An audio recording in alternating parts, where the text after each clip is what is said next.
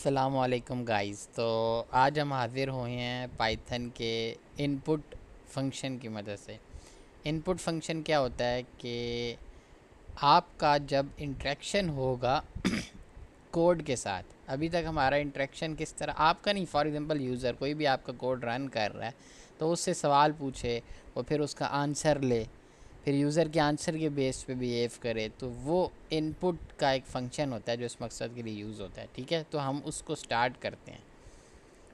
अब ये मैंने फ़ाइल बनाई, इसके अंदर इनपुट बहुत सिंपल सा है।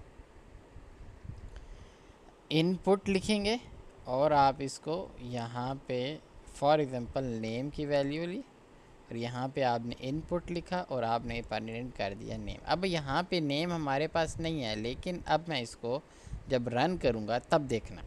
चलिए मैं इसको रन करता हूँ।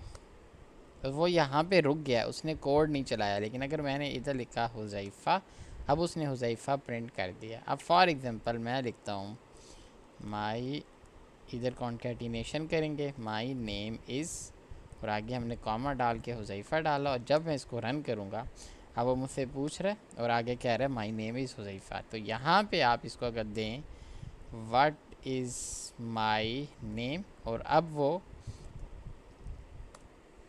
पूछ रहा है, आगे मैंने लिखा हुज़ैफ़ा और उसने हुज़ैफ़ा प्रिंट कर दिया। अब अगर मैं चाहता हूँ कि ये हुज़ैफ़ा इसके साथ ना आए, नीचे आए, तो मैं यूज़ करूँगा /n, और अब वो नीचे पूछ रहा है और कह रहा है my name is Huzaifa.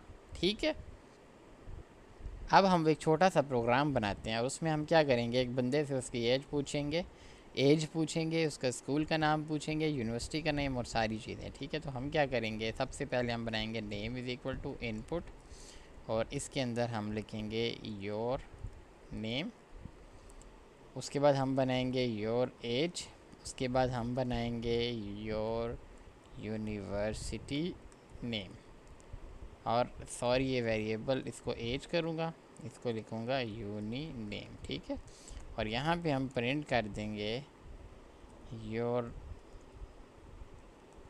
Name is name, your age is this, और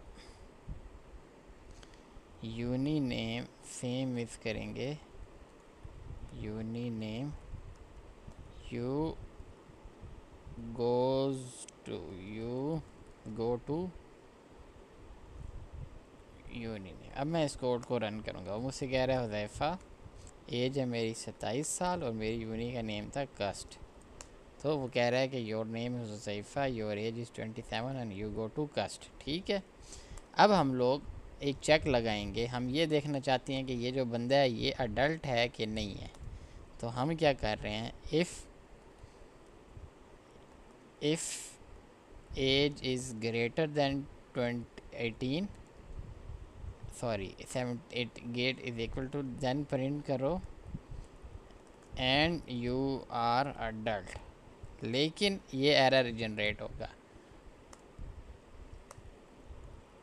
हुज़ैफ़ा 27 एरर आ गया। एरर क्यों आया, वो कहता है कि ये जो एज है ये आपकी स्ट्रिंग में है और ये आप कंपैरिजन कर रहे हो इंटीजर के साथ। तो होता यह है कि जो भी इनपुट से चीज़ आती है वो कंपैरिजन में जाती है, स्ट्रिंग में आती है। तो उसका ये सोल्यूशन होता है कि आपने एज को इंटीजर में कन्वर्ट करना है, तो हम ये इंट का फंक्शन यूज़ करेंगे एज, और अब मैं इसको रन करूँगा तो हुज़ैफ़ा 27, और अब वो काम कर गया, बट ये एम्प्टी भी हो सकता है। तो हुज़ैफ़ा